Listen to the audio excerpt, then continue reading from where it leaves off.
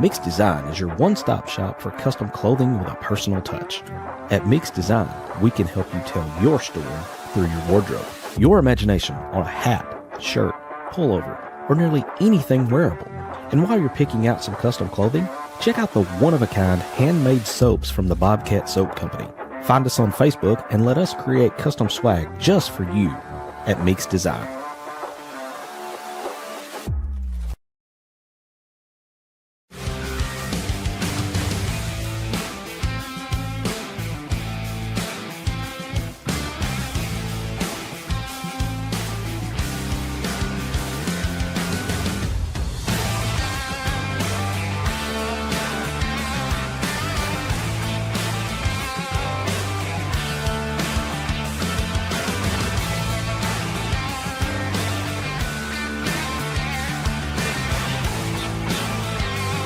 Hawg Fanatics.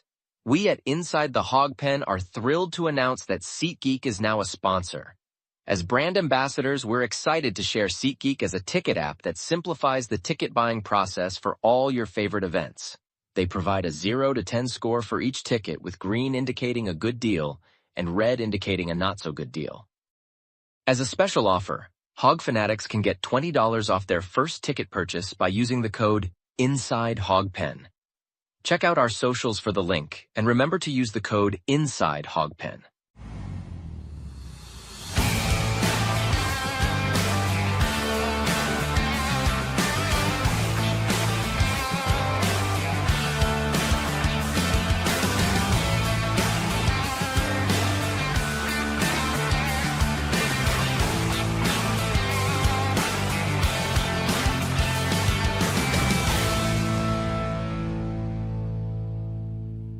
This is where the fun begins.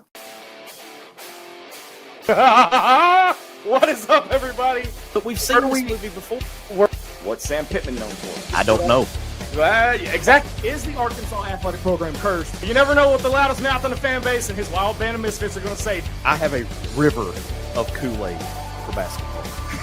It's time to step inside the Hawg Pen with your host, Razorback Zach and Marcus MC Carlton.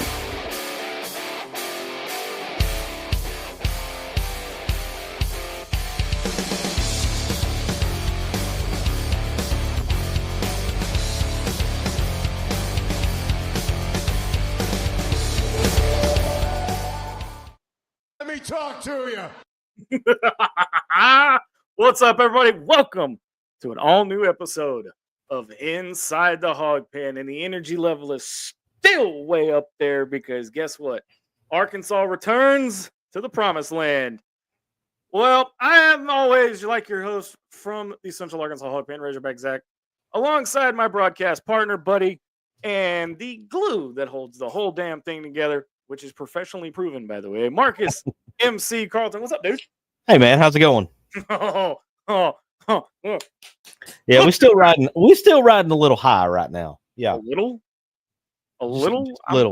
I'm like, wait till we beat LSU, and then that riding high is going to skyrocket. I'm like the the executive assistant in a room with Willie Nelson, Jimi Hendrix, and Snoop Dogg all at the same time, dude. Come on now. Oh my goodness. Yeah, right.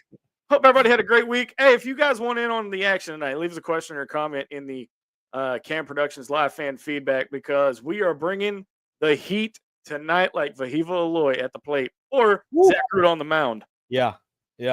So, with that being said, got a couple of announcements before we jump into the obvious topic of the night. Be sure you guys check out the Final Jump Shot. My boy over here has been doing a fantastic job bringing historical and yet forgotten high school hoops back to the limelight. Episode 8 is out now. Is 9's dropping this week? 9 is going to drop this weekend, and 9 is going to be the conclusion of season 1. Now I'm not going to stop doing interviews, but I'm gonna stop releasing for a little bit after episode 9. We're going to call that the season finale for season 1. But I've got enough episodes for season 2 and season 3 lined up. It's just a matter of getting those interviews recorded and getting everything put together. So the show's not going anywhere. We're just going to take a little break and kind of restructure some things and get a few things lined out before we debut season 2. Well, with that being said, while you're at it, check out the ITHP podcast. There you go. Because here's the thing: all of our archived episodes are there, along with some pod exclusives. And to caveat off of that, we've only got about 2, maybe 2.5 weeks of baseball left. Yep. And so the conclusion of season 8 is coming to a rapid approach, I should say, not appearance, here in the next couple of weeks. But do not be afraid. ITHP is not going anywhere. We're going to take a few weeks off after the season finale, which is the week following. And I'm calling my shot now, MC. The week following, Arkansas brings the title home to Fayetteville. Woo! But the problem is on that episode, I don't think any of us are going to be able to talk much. For those of you that don't know, when Arkansas brings that title home, MC has to do the one chip challenge. For those of you that don't know what that is, Dylan live on, and this happens live on air, by the way. Dylan has to do the atomic gummy bear, and I will be eating another Popeyes biscuit, this time covered in Texas Pete hot sauce. So, yeah, it's going to be fun. Not, but what we're going to do is we're going to take a couple of weeks off, and then we're going to come back probably second week of July and start breaking down the football schedule for you, getting you all set for the season 9 premiere of Inside the Hawg Pen the first week of August. And that's going to be about 4 weeks, like we always do, before the first kickoff of the year. But MC, football on the horizon. Now is not the time to talk football or basketball, but we do have some basketball news. We do. We'll get to it a little bit later. But there's some big news for basketball, man. Big things happening right now. Just because it's June doesn't mean you can't have breaking hoops news. Oh, no. And for those of you that have been watching social media today, we got a little bit of football news that we're going to talk about at the end of the show, too, and how the SEC has once again screwed Arkansas. But I have silver lining for all of that. But right now, it's not the time for that. Right now, we're talking Omaha, baby. Omaha Hogs. You can knock the dust off that title from 3 years of being back on the back shelf, bring it back to the front, blow the dust off of it, because the Omaha Hogs are back in town. Now, a few weeks ago, before the regionals, it was still the regular season. I was one of the ones that I was thoroughly convinced Arkansas wasn't going to make it out of the regional. They were going to choke. That's what they always done. I have never in my life, even with my daughter and my girlfriend watching, never in my life have I ever been more happier to be wrong. Because not only did they make it out of their regional and make it out of the super regional, they swept. Yeah, both of them. First time since 2009.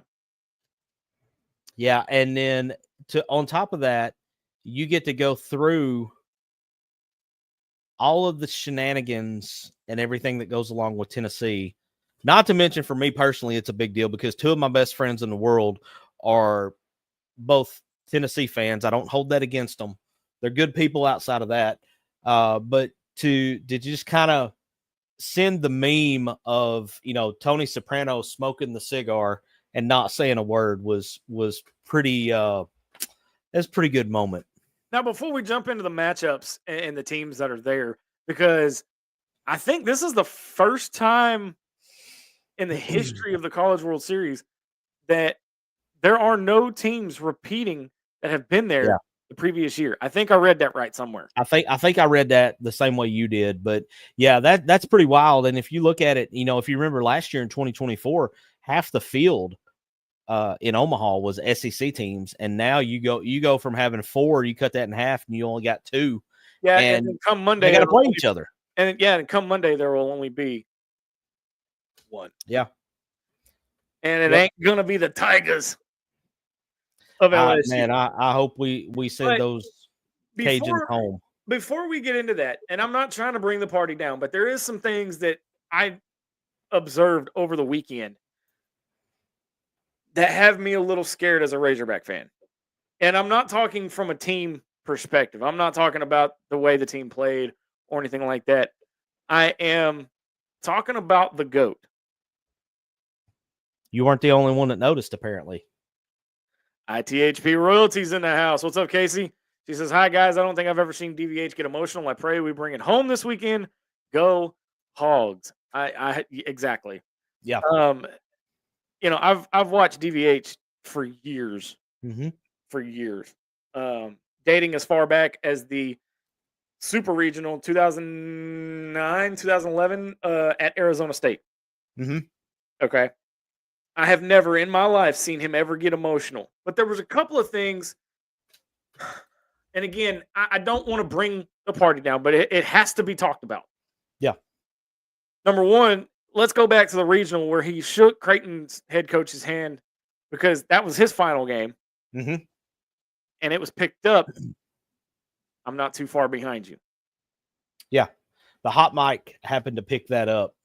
And then you have the Gatorade bath. I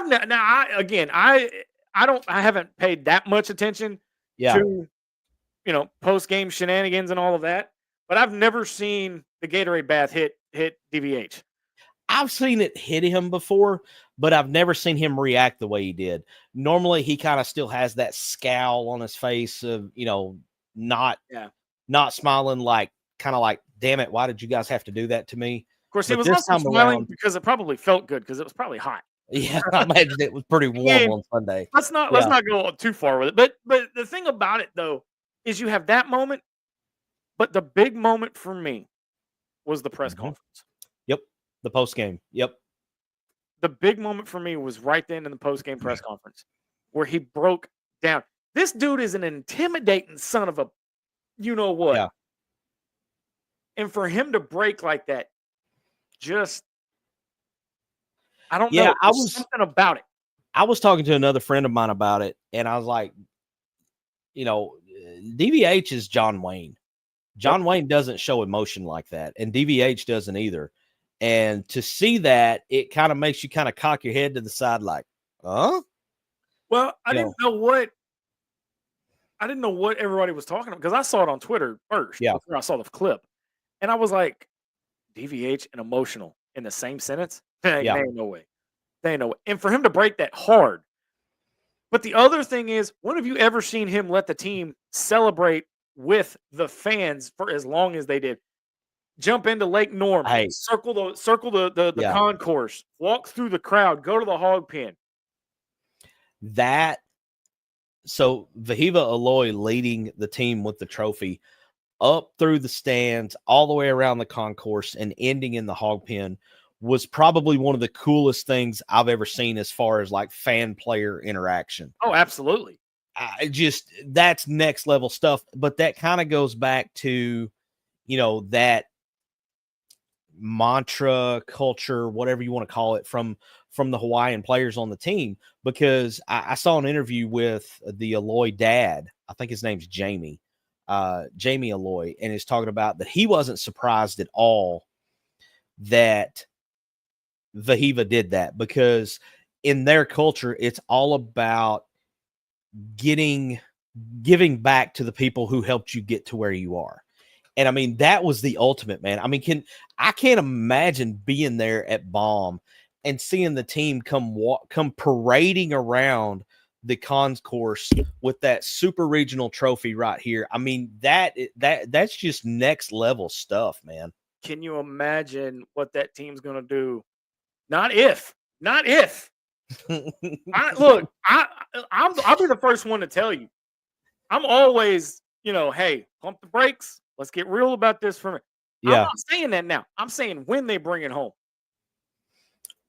Can you imagine? It feels different. I will say this. This time around feels different. It does not feel like 2022, 2019, or even 2018. This just feels different to me. Dan Yoakum says Clay Henry said on halftime today that he is not going anywhere for a while. He being Dave. So yeah, he being Dave. And I hope, in a sense, I hope that's true. But on the other hand, I mean, almost 25 years, the only thing left on the resume to check is a national title. Yep. I mean, you've got a Golden Spikes winner, about to be 2 Golden Spike winners. Because just give Fahiva Aloy the damn thing already. Yeah, I agree on that. Liam I Doyle think whoever won the super regional between Arkansas and Tennessee, because Liam Doyle was a finalist for the Golden Spikes as well. I don't think he ever had a shot up against Fahiva. I mean, it's going to be Aloy. It's going to be Aloy. I'm not saying that though as a homer though. I'm saying because he came into Arkansas, him being Liam Doyle, and got spanked not once but twice. Twice. Yep. All right. Yep. But like I said on the post-game show, maybe Liam Doyle should have listened to his catcher when they tried to, instead of popping his neck and looking everywhere. I maybe he should have signed those cards a little different than the way he signed them. You're right. If you know on that. I'm not going to go into detail on it, but hey, I got a comment here from one of our good friends over at Hog HQ, Matt Hart. I was just getting to that, and I have some reservations about TV coming to Arkansas, and it may just be a follow-up hatred, my hatred for Tennessee baseball. I don't know because the antics that are going on at Tennessee, and you and I were talking about this pre-show. Yeah, the antics going on at Tennessee, I don't want that here at Arkansas. And again, I like my voice. They call me the loudest mouth in the fan base. But like they actually listen to me, I doubt it. Right. Although I don't believe in coincidences, but there are some things out there that we talk about that all of a sudden, poof, pops up on Twitter from people the next day. Yeah. That's neither here nor there. But no, I'm hoping he's not. I don't want to. Okay, so let me compare him to another would-be name. Okay. Gus Malzahn. Yeah. I can some similarities there. I can completely see Tony Vitello playing Arkansas against Tennessee for Tennessee to shell out more money. I could see that. Yeah. However, DVH is the Nick Saban of the baseball world without all the national championships. Without all the titles. Yeah. Without all the titles. I can see Tony V coming here if he is handpicked by Dave and keeps that level of expectation. And I'm not saying, look, with every coaching staff, you're going to have a hiccup every now and then. Right. And you're going to miss Omaha. You're going to have a down year where you're not going to make the tournament, or you're going to have those moments. What I mean by that is the level of respect, the level of hell, I'll just say it, professionalism. Yeah. I will throw this out there, and by no means am I trying to force Dave into the rocking chair, but I will say this: if Omaha ends the way we all want it to end, okay, you can read between the lines as to what I'm saying. I'm saying it without saying it. If it ends the way we want it to end, I could completely see DVH riding off into the sunset with God status, among the college baseball world. Well, yeah. And then handpicking one of his proteges, being Tony Vitello, to come in, and he hands him the keys to the kingdom. Now, if that was to happen, I would be very confident in saying that of all the things that Tony would bring with him from Tennessee, he would not bring the shenanigans that go on in the Tennessee dugout during a game, because, and this is my theory on this, Tennessee had no baseball identity of recent history before Tony got there. Tony had to create a culture, create an attitude, if you will, because there was no kingdom for baseball in Tennessee. Right. If he comes here and he inherits the kingdom from DVH, he understands the assignment. He understands what is expected, what type of way you play the game. So I think he would leave all the shenanigans behind and be as close to the DVH model as he could be. Right. Real quick, we're going to take a break. On the other side of the break, we're going to continue our talk. Arkansas's journey to the national championship. You're listening to Inside the Hawg Pen. Back right after this.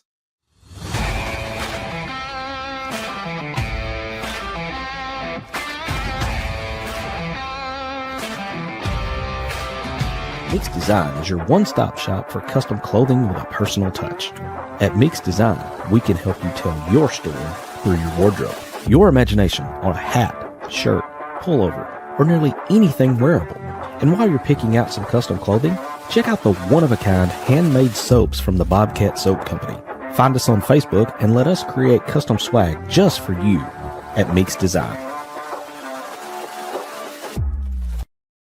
Hey, Hawg Fanatics! We at Inside the Hawg Pen are thrilled to announce that SeatGeek is now a sponsor. As brand ambassadors, we're excited to share SeatGeek as a ticket app that simplifies the ticket buying process for all your favorite events. They provide a 0 to 10 score for each ticket, with green indicating a good deal and red indicating a not-so-good deal. As a special offer, Hawg Fanatics can get $20 off their first ticket purchase by using the code INSIDEHOGPEN. Check out our socials for the link, and remember to use the code INSIDEHOGPEN. Attention Razorback fans and local businesses. Are you ready to reach the most passionate Arkansas sports fans out there? Introducing Inside the Hawg Pen, not your normal Razorback talk show. We're fans first and don't try to hide it. No agendas, no propaganda. At Inside the Hawg Pen, we call it like we see it. And now we're looking for sponsors to join the team. This is your chance to put your brand in front of thousands of loyal Razorback fans who live and breathe Arkansas sports. From small businesses to major brands, we have sponsorship packages tailored just for you. So let's grow together and make Inside the Hawg Pen bigger and better. Don't miss out. Call 501-416-4331 or email us today at insidethehogpen@gmail.com and become a proud sponsor of Inside the Hawg Pen.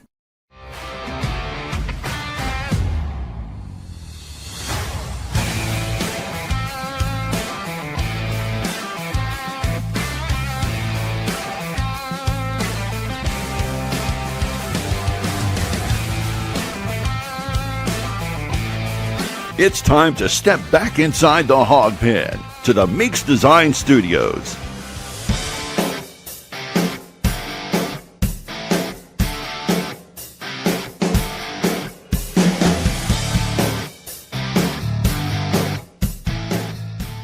All right, welcome back to Inside the Hawg Pen. Razorback Zach, Marcus, MC, Carlton, the dynamic duo of Razorback Podcast, hanging out with you tonight. But yeah, continuing our discussion about DVH, it just kind of makes you wonder a little bit about his. Now, again, as a Razorback fan, dude, I want him to stick around, until he's gone. Yeah, gone. But we all know that's not going to happen. However, as we like to do on this show, and as it happens, we have squirrel moments. My ADHD kicked in, and I had a thought during the break. When Arkansas brings that title home, we need to have Norm DeBryan out there with the team. That could be good. We need to have Norm DeBryan out there, because I'm gonna say this, and y'all can get pissed at me if you want to. There's no DVH without Norm. No, that's 100% correct. I mean, there is no Omaha without Norm, because if you guys have, for those of you that are real fans, y'all know the story of Norm DeBryan and how he fought Frank Broyles to get baseball up and going, because all the money was going to football. Yep.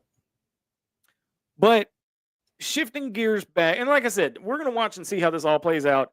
And if and when the announcement of DVH stepping down and retiring does happen, we will be right here to bring you instant reaction and everything else. Eric Jernigan says if TV came to Arkansas, it would be kind of like the same thing as Muss. He's an asshole, but he's our asshole. And yes, I did uncensor it, because that's just how I am right now. Yeah, that's fair. So our boy D-Mad getting a well-deserved night off tonight. He has a great point here. What about DVH becoming a GM or player personnel director, and Vitello becomes the head coach?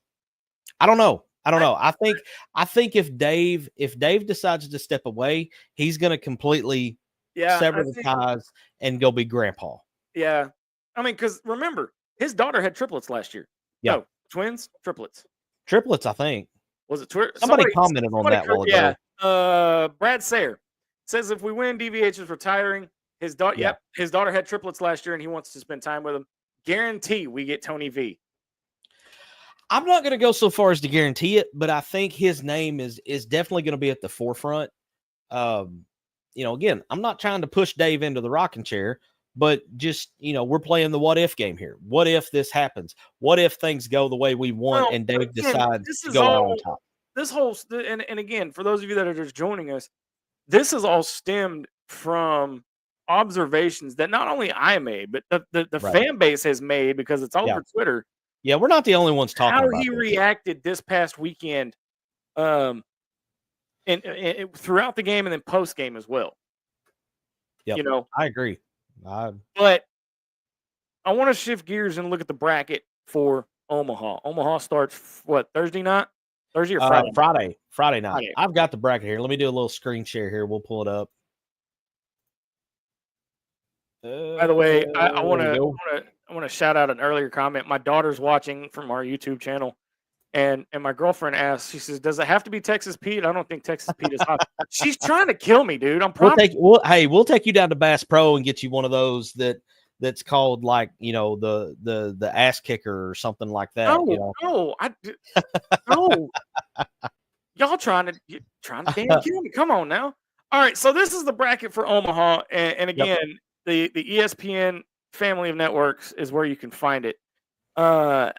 There's, and for those of you that are wondering, there's two brackets there. There's bracket 1 at the very top. You got Coastal Carolina and Arizona, Oregon State, Louisville, and then down at the bottom you have UCLA, Murray State, and then Arkansas and LSU. Out of all of those matchups, how can you not say that the winner of Arkansas LSU wins the title? I mean, I would think the winner of that game is definitely in the driver's seat at that point, because to me, that's far and away the two most talented teams in the field. Now, everybody's bet, if you listen to the talking heads and everything, now this is my question here. Everybody's picking Arkansas. Even Vegas thinks Arkansas's got the best chance to win it. Yeah, and that scares the bejesus out of me. However, and I'm going to say this, and I'm going to go throw up during the next break when I do say this, LSU has probably got the best 1-2 punch in baseball. For pitching, yes. I would agree. When it comes to pitching. Now, we've got the depth. Yeah. We have the better bullpen. We've got a better bullpen. So if we can get their starters out, if we can get their starter off the mound, we're gold. That's the key. I think that's the key to winning on Saturday is you got to get their starter out of there before the 5th inning. We've got to do what we did to Liam Doyle in the Supers. Yes, I agree. We've got to do that. Now, outside of Arkansas LSU, my Cinderella team, of course, I want Arkansas to win it. Right. But my Cinderella team, Murray State. Murray State or Coastal. Yeah, I really wish Murray State was in the other bracket, because it would be really easy to root for them to get all the way to the championship game if they didn't have to go through Arkansas to get there. Now, since you mentioned the other bracket, did you see who's in it? I saw who's in it. Yeah. Yep. How? Yeah. Okay. Coastal Carolina. Yeah. yeah, Coastal. All right. So I'm going to point this question to the fans. All right. Don't answer just yet. I'm going to see if the fans will respond to us. If it comes down to Arkansas and Oregon State, how do you guys feel about it? Oh my God. I am not mentally prepared to go there right now. Look, man, because okay, but seriously, let's break this down by bracket. Okay. Right. Let's break this down by bracket. Out of that top bracket, Louisville, Oregon State, Arizona, Coastal Carolina, who's it going to be? It's going to be one of those 4. Yeah, I think Oregon State's the favorite. I think out of that bracket, Coastal's playing the best ball right now, but I think Oregon State will be the favorite. Look, I'm going to tell you right now. If it comes down to Oregon State, Arkansas,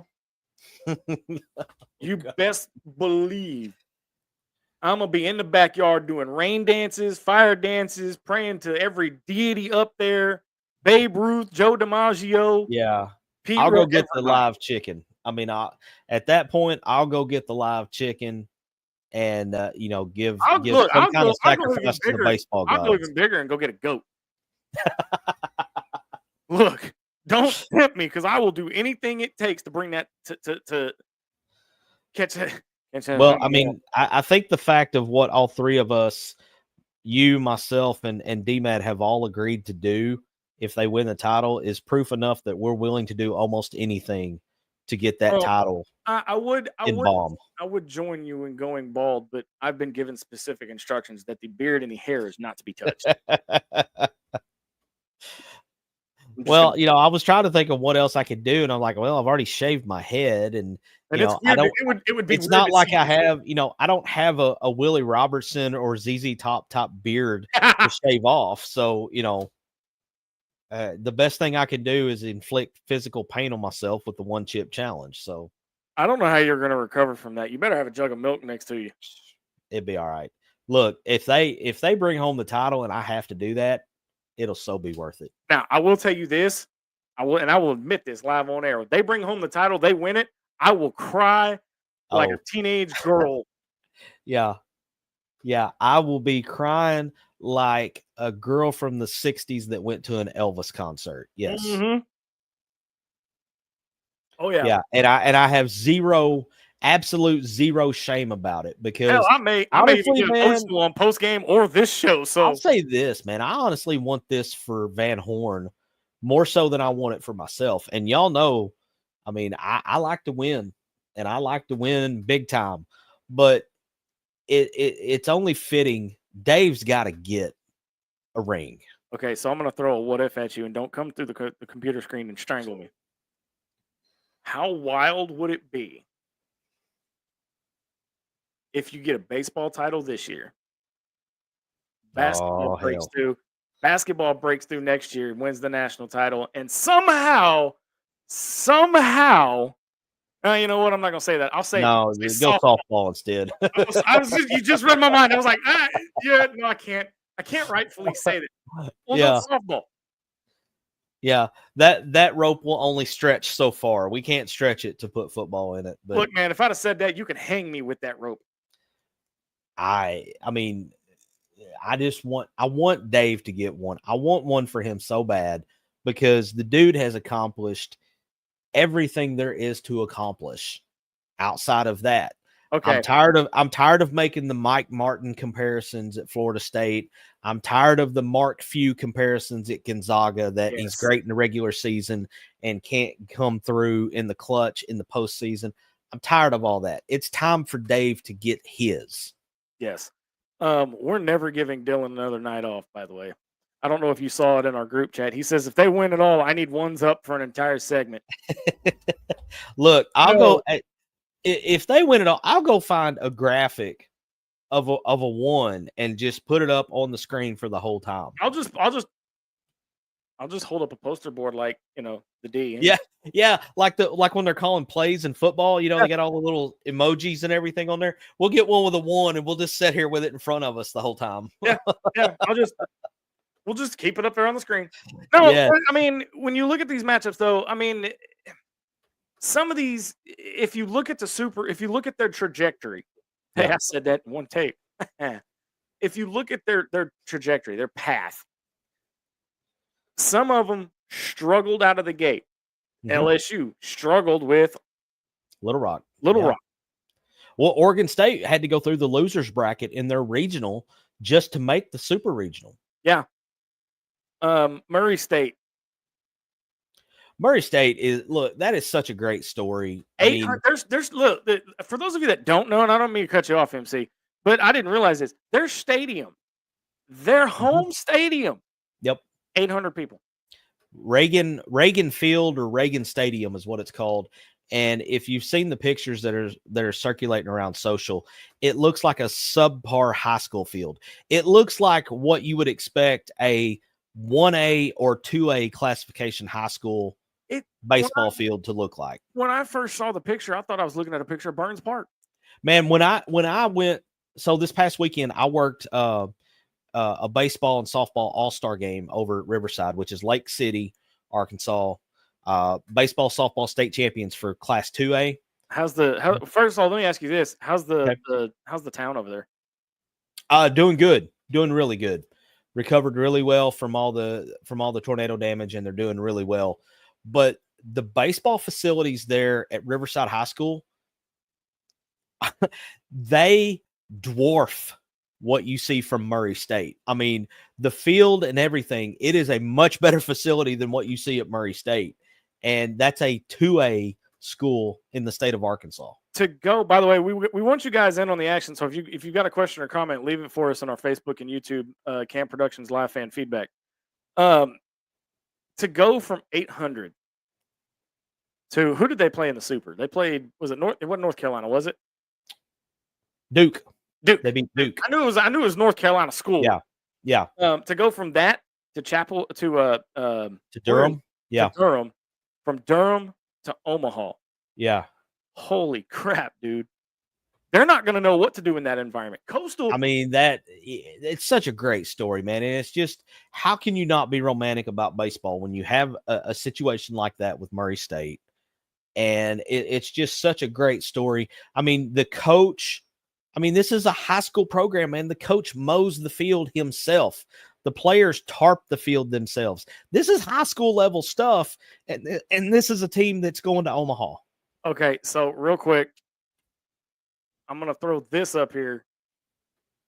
She was talking about the graphic for the ones up. Oh, yeah. I have the graphic. She found it. It took her less than 3 minutes to find that graphic. Yeah.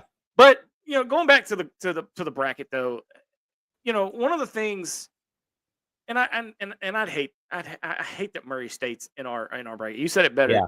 I wish they were across the bracket just so they could get to the finals, but because I'd hate to be the one to put up 20 runs against them. But we got a title to win, y'all, and I show no mercy. I saw a meme yesterday, and it was talking about what if Arkansas and Murray State match up in that second round, and it was playing the clip from Endgame where Thanos is talking about, I'm sorry, little one. It was very fitting. There was one I saw on TikTok, because there's edits all over the place. Oh, all over. Yeah. My favorite one, it stung a little bit, but my favorite one was Endgame, and it was talking about, I am inevitable. We tried it your way, and where did that bring you? Right back to me. And it was the drop foul ball. We tried it your way, and where did that bring you? Right back to me. Right back to Omaha. Yep. It stung a little bit, but I like it. But no, when you look at this, in all honesty, first off, props to the, what did I see? The ACC didn't have any teams in.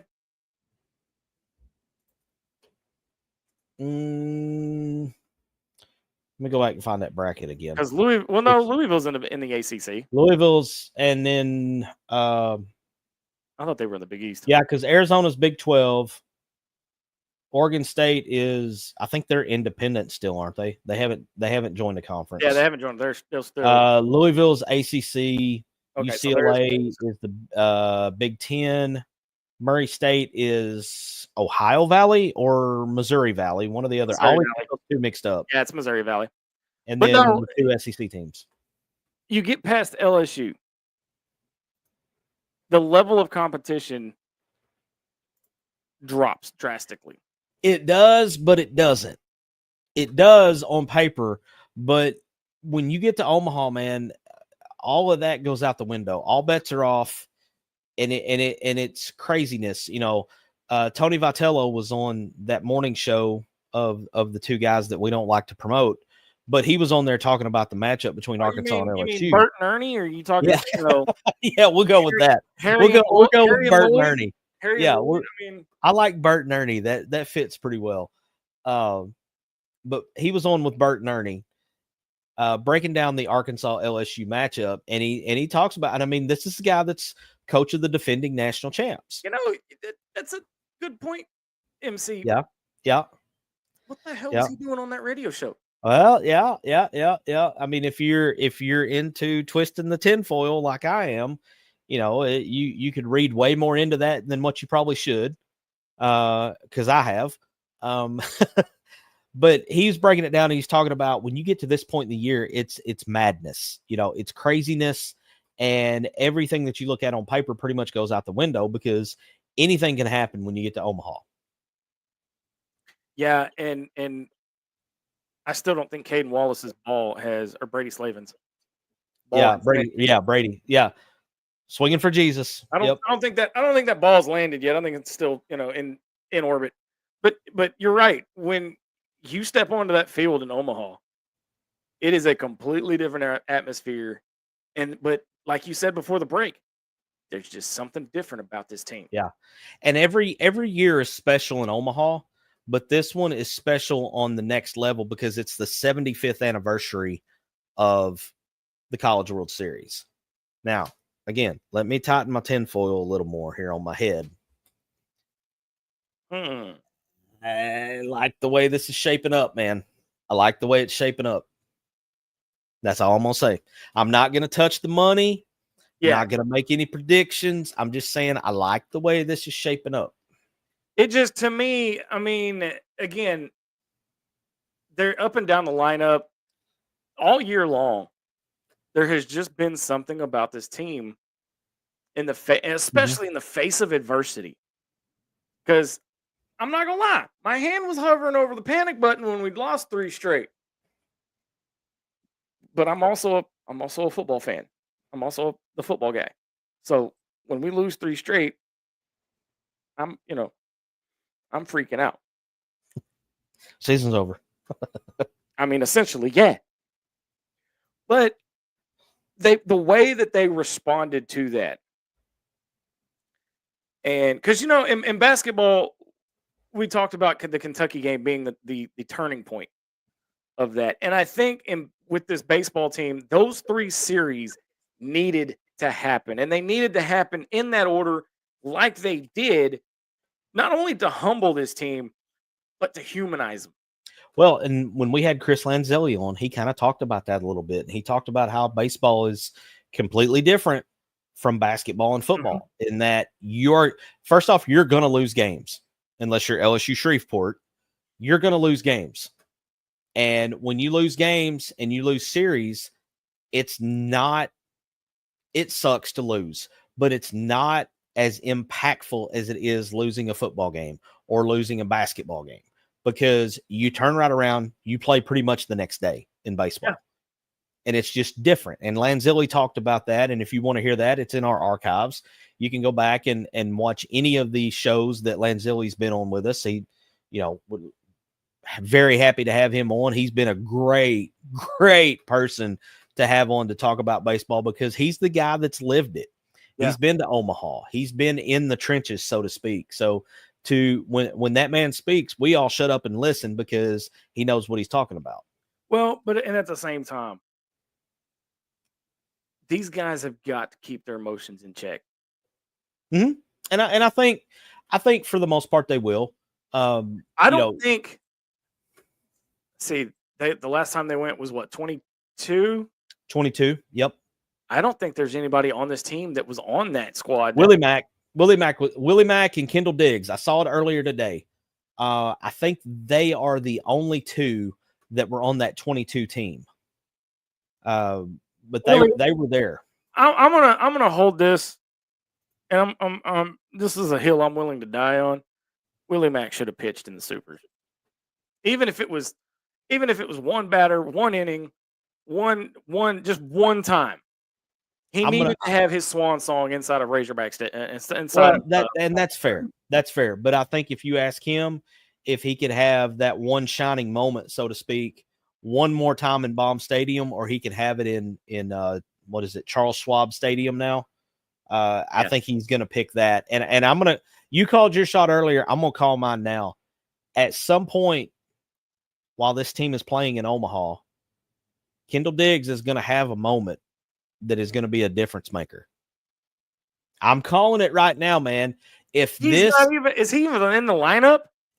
He's on the bench, but there's going to be a moment where he's got a pinch hit for somebody.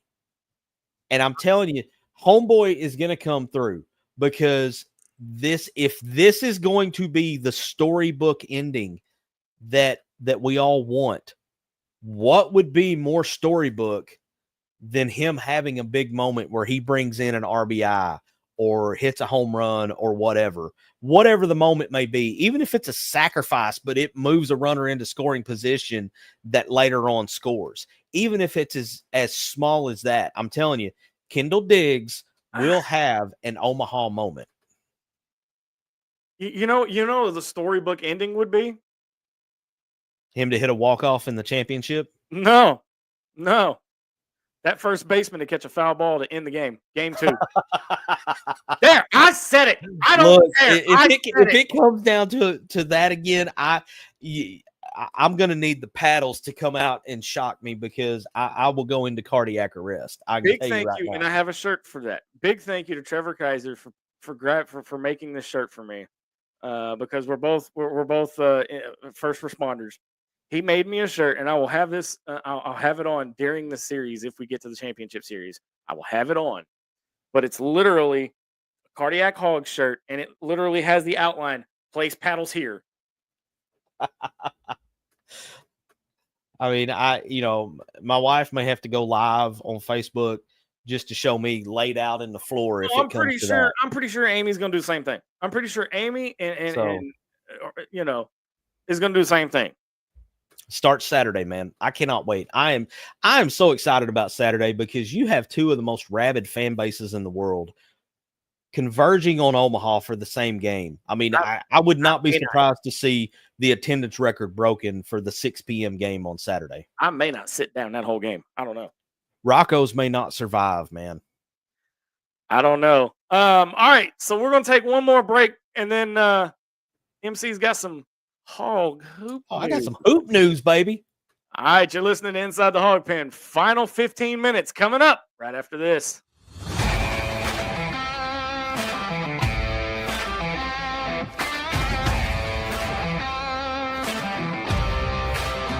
Mix Design is your one-stop shop for custom clothing with a personal touch. At Mix Design, we can help you tell your story through your wardrobe. Your imagination on a hat, shirt, pullover, or nearly anything wearable. And while you're picking out some custom clothing, check out the one-of-a-kind handmade soaps from the Bobcat Soap Company. Find us on Facebook and let us create custom swag just for you at Mix Design. Hey, Hawg Fanatics! We at Inside The Hawg Pen are thrilled to announce that SeatGeek is now a sponsor. As brand ambassadors, we're excited to share SeatGeek as a ticket app that simplifies the ticket buying process for all your favorite events. They provide a 0 to 10 score for each ticket, with green indicating a good deal and red indicating a not-so-good deal. As a special offer, Hawg Fanatics can get $20 off their first ticket purchase by using the code Inside Hawg Pen.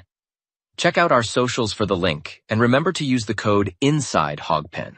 Attention Razorback fans and local businesses. Are you ready to reach the most passionate Arkansas sports fans out there? Introducing Inside the Hawg Pen, not your normal Razorback talk show. We're fans first and don't try to hide it. No agendas, no propaganda. At Inside the Hawg Pen, we call it like we see it. And now we're looking for sponsors to join the team. This is your chance to put your brand in front of thousands of loyal Razorback fans who live and breathe Arkansas sports. From small businesses to major brands, we have sponsorship packages tailored just for you. So let's grow together and make Inside the Hawg Pen bigger and better. Don't miss out. Call 501-416-4331 or email us today at insidethehogpen@gmail.com and become a proud sponsor of Inside the Hawg Pen.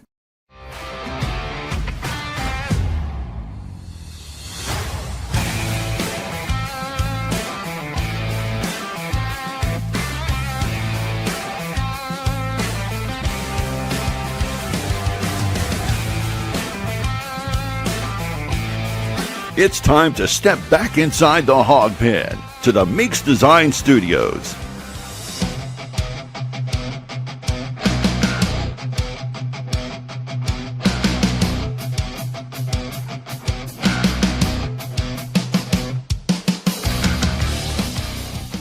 Hi, welcome back to Inside the Hawg Pen. Final segment here on this Wednesday night. MC, during the break, I took off I ran to the other end of the hog pen. Oh, there we go. I like it. Big thank you to Trevor Kaiser for the shirt. I'm definitely going to be wearing it. But no, we've got, okay, so we've talked about baseball. And like I said, Saturday night, 6 p.m. ESPN. ESPN, the mothership. You got your A+ announced crew, Carl Ravitch, and the guys that always call the College World Series. You're going to have them Saturday night for that game. So, yeah, it's going to be a good one. But now, let me play this real quick. We haven't played this in a while. Oh, wow. If I can find it. There it is.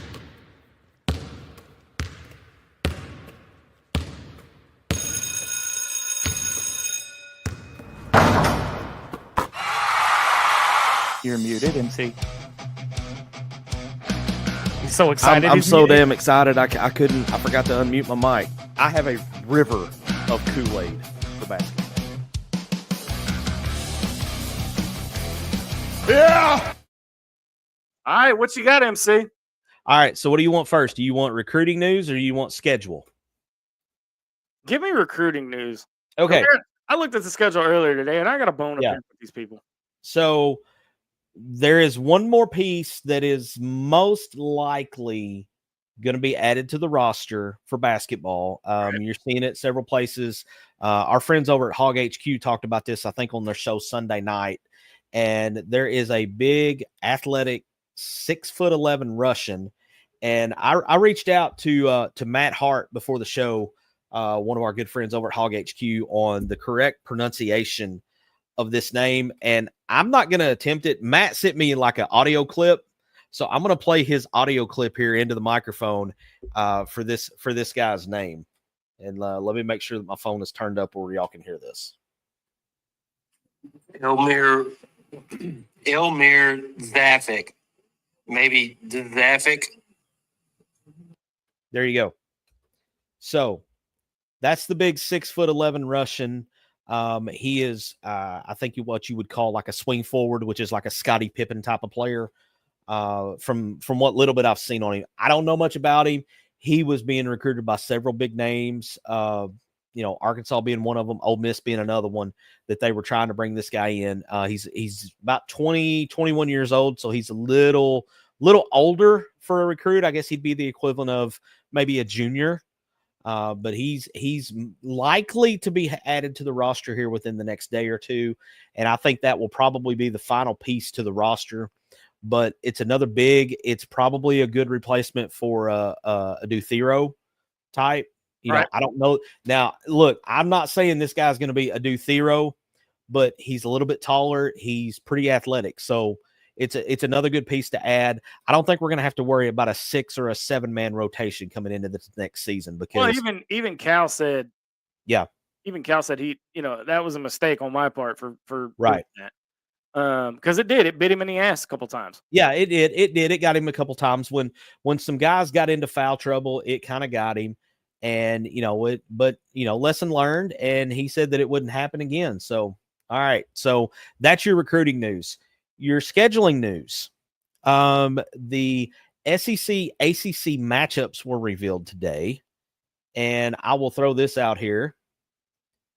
And what I'm seeing on the graphic here, you can see all these matchups coming through, but there's one there that you don't see. You don't see Arkansas. Well, it was announced earlier today that Arkansas is going to be hosting the Louisville Cardinal for the ACC SEC Challenge. But why wasn't that one on the graphic? Well, I don't know. I thought it was on the graphic when I went to share it, and then I got to looking at it a little closer, and I'm like, oh, it's not here. So that's a snafu on my part. But Louisville coming into Bud Walton Arena. Now, in addition to that, so let's just check out what we know about the non-conference schedule right now. I was just going to ask you about that. Yeah. So we mentioned Louisville coming to Bud Walton Arena. That's going to happen in the ACC SEC Challenge. In addition to that, you have Baylor coming to Bud Walton Arena. You're going to play Duke on Thanksgiving Day in Chicago. And then it was announced last week that you're going to play Houston at the Barclays Center in Brooklyn. So you take all of those non-conference games, you combine that with a full SEC slate, which it was also announced today that you're only going to get Kentucky one time, but they're coming to the Bud this year. So schedule shaping up pretty nicely. Looking like it's going to be a pretty stout schedule. I mean, you're talking Baylor, Duke, Houston, and Louisville in the non-conference. And then in conference, you're going to get Kentucky once. You're going to get Florida once. I believe that one will be in Bud Walton Arena this year because I believe we went down to the O'Connell Center. That one's going to be at Bud. That one's going to be at Bud. You've got Auburn coming in. Yeah. So you could possibly have Auburn, Kentucky, Florida, Louisville, and Baylor all at Bud Walton this year. That's pretty stout, man. I'm gonna call it, and it may kill you and DMAD, but I'm gonna call it now. Final Four, here we come, dude. I ain't worried. Look, this roster is pretty loaded. If any of these incoming recruits live up to the hype that has been built around them, I mean, it could very easily be a Final Four season. Well, and this is the thing I want everybody to remember. We got to the Sweet 16 with a rushed roster. Yeah. A rushed roster, and we still got to the Sweet 16. Can you imagine what this team's going to look like with a full year under Cal? Oh, yeah. I mean, yeah, and you've got the number one point guard, the number one shooting guard in the country coming in recruiting-wise. You added 2 beasts down low in the portal, and then now you're adding this unknown potential X factor in the Russian coming over. I'm going to call him Drago because that's easier to say than what his name is. So we'll just call him Drago. So, MC, I asked this before the show, and I'm not going to try to put you on the spot, but I am going to put you on the spot. All right. I think we need to do another pod exclusive. Okay. And I think it needs to be, what did I call it before the show? The revival. If you hadn't asked, I could have told you. The revival, the redemption, resurgence. The resurgence of the Basketball Palace of Mid-America.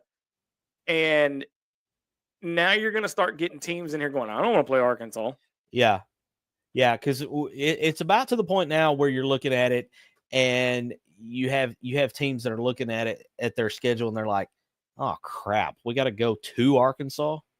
So, yeah. I think we're bringing it back, man. Yeah, I think we need to do that. On a football note, oh God, do we have to bring down the whole mojo of the show? We had baseball to talk about, man. We're in Omaha. This is why I saved it for the very last 15 seconds of the show. Here's the thing, y'all. You've got to remember, Arkansas is not all that great, and so we're going to have a lot of 11 o'clock kickoffs this year. Including Notre Dame. Yep. It was announced that Notre Dame, 11 o'clock kickoff. And that one's going to be on ABC, by the way. That one's going to be nationally televised. I was trying to find that. They released a graphic today with the game time windows is what they called it. 2 night games, I do believe. One at Missouri, and I believe the other one's either at Mississippi State or Auburn. Well, and it's a flex, meaning that it might be a night game or it might be afternoon. I'm trying to work on pulling that up. Hang on. Let me see if I can get that into. But the point I'm trying to make is y'all don't be cussing out each other out because of these 11 o'clock kickoffs. All right. Arkansas has to earn the right to play in prime time because here's the thing. If you're a 2-10 football team, but you've got Alabama, LSU. Do you really want to put Arkansas in that time slot? Well, I mean, the first 2 games are here on the schedule. We'll just run through this real quick. Alabama A&M and versus Arkansas State and Little Rock. Those are both going to be one of them is, I think it's 2:15. The other one is going to be 3 o'clock our time because the times listed here are going to be Eastern. No, that's is that it's 3:15. That's 3:15. So it's Central. And 4 o'clock. Yeah, 3:15 and 4 o'clock. And the thing First is, 2 games, that take your Arkansas- sunscreen That and be Arkansas ready. game needs to be a 6 o'clock kickoff. I do not understand why those 2 games have to be in the heat of the day in the afternoon instead of a 6 or even a 7 o'clock kickoff. I understand TV runs things, but the Arkansas State game is already on Plus to begin with. So why not just move it to 6 o'clock? Let everybody, do whatever they're going to do all day, whether they're going to sit in the air Central conditioner Arkansas or- real inebriated. Yeah, I mean, night game 6 o'clock, and then you go at Ole Miss is going to be a night game, obviously. At Memphis is a TBA. I'll be shocked if that's anything other than an 11 or 11:30 game. Notre Dame's 11 a.m. At Tennessee is a flex. That'll probably be. I could see that being a 3 o'clock SEC network type of deal. Actually, I think A&M will be at 3 o'clock too. Probably. Auburn is going to be. It says early. That's 11. That's got 11 a.m. written all over it. Yeah, that's 11 a.m. all over it. What is that? At Mississippi State? That's a versus Mississippi State. Oh, versus. So we get them at home. So that'll probably be another 3 o'clock game. You're not going to get the. There's nothing on this schedule that I see that's going to get you the prime 2:30 ABC slot. Now, the only thing. Now, wait a minute. Okay, no, I'm reaching for the stars there. I'm going to shut up. These games that say flex. Well, the only way, by some miracle, the only way you're going to get that 2:30 time slot, especially against like an LSU or a Texas, is if both of you guys are ranked going into that game, and I highly doubt it. Look, Arkansas is not going to be ranked at that point in the season. Okay, it's not going to happen. Oh, they're going to be ranked, but rank maybe like spanking rank. That'll be the only kind of ranking they have for football. Wow. But like these games that are marked flex, like versus Texas A&M, I'll say this: I'm actually shocked that because this is to be the first year that Texas A&M is going to be on campus and not at Jerry World. The fact that we got them coming to Fayetteville this year is shocking to me. I expected to have to go to Kyle Field first off, but we get them at home. That's a flex game. There is I'm going to say a minuscule potential for that to be a 6 o'clock kickoff versus Auburn, 11 a.m. written all over it. Mississippi State, 3 o'clock SEC network. LSU has the early designation, which means it's going to be an 11 a.m. Texas at Texas will be a flex. Y'all going to have to wake up early, dude. I'm telling you. Yeah. Arkansas's got to. You got to win some of these games. If you want more night games, you got to win more than 6 games a year. That's just all there is to it. Because if you look back to when, and I hate to go back to this time, but this is the most recent sustained success that this program has had. If you go back to the 2010, 2011 seasons, go back and look at how many night games there were, how many prime time matchups there were. Every single week, it was a 6:30, 7 o'clock kickoff. I think we even had like an 8:30 kickoff at one. Dude, we even had a game against Troy that was a night game because I went to it. So we played UTEP on a night game in November. Yeah, I mean that tells you what ESPN thought of us at the time. So that's how far this program has fallen. You got to win some of these if you want moving forward to have night games. You gotta steal some of these games. We're not going to be 6-0 going into Tennessee. I'm just going to tell you that right now. No, nobody has to worry about me having to do a show shirtless because we are not going to be 6-0 going at 1, 2, 3, 4, 5. So it would actually be 5-0 going to Tennessee. I will be purposely cheering for Notre Dame in that game, just so we don't have to do the shirt. So we don't have to do the shirt. I would say Memphis, but bum. I'm nine kinds of hell about it. No. And I'm damn sure not going to cheer for Arkansas State. Sorry, buddy. We're going to catch enough flack from our buddy Bum over the game being at Memphis anyway. I'm gonna call him and see. I may have to make a trip up there, and you and I may need to go crash Liberty Bowl Stadium. If as long as that game does not overlap when my son's playing, I'm an hour from Memphis. So if I'm only gonna be able to make one game all year long, it'll probably be that game over at the Litter Box, as it's known. Right.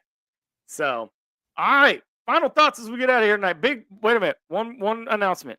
Actually, 2. September 6th at the Arkansas State game. Mhm. Inside the Hawg Pen will be broadcasting live once again this year. We will be live. We'll be hosting a tailgate party. Big thank you to James Harris of Harris Made Chef Services. Big shout out to him. Again. We're going to be broadcasting out there all day. And we're working on a surprise right now. I'm working some back channels to get a surprise, but we may have something big in store for that game. So y'all stay tuned to ITHP for that. Check me out Friday morning, 10 a.m. on the Dave Ellswick Show, as always. And then October 11th. 11th, For our 5th year in a row, we're going to be back at the Little Oktoberfest as MC, and not him, but MC, Master of Ceremonies. Well, look, again, disclaimer, as long as it doesn't overlap with my son's game or something your boy may show up at the beer fest this year. So be sure to mark your calendars for that. Come out, say hi. Trust me, I know it's a game day, but I'll have everything covered. I'll have wall-to-wall coverage, starting from the first kickoff at 11 o'clock, probably going till the final game goes at 10. So y'all don't worry. For those of you that were out there last year, Matt Hart, fantastic job. He will probably be back again this year. So I'm excited to have him back in the co-pilot seat, along with MC if he shows up, man. I'm excited to have MC down here. I'm going to try to make it down there, man. No guarantees right now because I don't know the schedule for my son's football league yet. But if I can at all swing it, I'm going to come down for that. So be sure you guys mark your calendars for that. And then we've got some things in the pipe that we're working on. We're not going to take a very long off season, so you won't be going very long without seeing us again. Like I said, whenever baseball season's over, we're going to do our season 9 wrap up or season 8 wrap up. Then we're going to take a couple weeks off, kind of recharge and kind of reset and make some changes around and things like that. Kind of freshen things up like we always do. And then we'll be back probably mid-July and start breaking down football. Yeah, right about the time they do media days and such. All right, MC, final thoughts as we get out of here. Attendance record in serious jeopardy for Charles Schwab Stadium Saturday night, 6 o'clock. You have 2 of the most rabid fan bases in all of college baseball converging on one location for what will be a truly epic first round matchup in Omaha. And I think it's going to go our way, guys. I really do. I really think we're going to have a good night Saturday night. X factor in that game is Aloy, but it won't be Vahiva. It'll be Cahillo. Oh, damn. All right. Way to hit that one out of left field. No pun intended. I would have come unglued if you'd have said, never mind. That's not the only record I think falls. I think the shot falls at Rocco's too. I think the shot record falls. The Jello shot record falls at Rocco's. It could. But look for a surprise team to be in the lead. I don't think it's LSU that's going to break that record. We'll just leave that to your imagination. We're going to leave that to your imagination. Plus, for post-game Saturday night, be tuned in to the Allen Kerr Advisors 10th inning post-game show because we may have something big. Mm-hmm. We may have something big.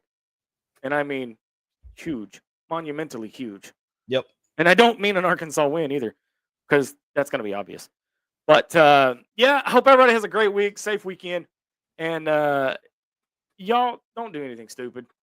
And y'all know what I'm talking about. If you guys have watched the news, don't do anything stupid. All right. We love you guys. I love you guys. I appreciate everybody tuning in. We are closing in on 10 years of ITHP. Wow. Holy crap. Wow. Anyway, before I go down that rabbit hole, I hope everybody has a great night. Until Saturday night. You've been watching and listening an all-new episode of Inside the Hawg Pen. For Marcus MC Carlton, I'm Razorback Zach. Until next time, so long, everybody. Thanks for watching this episode of Inside the Hawg Pen. Listen anytime on your favorite podcast provider, and be sure to follow us on all our social network channels.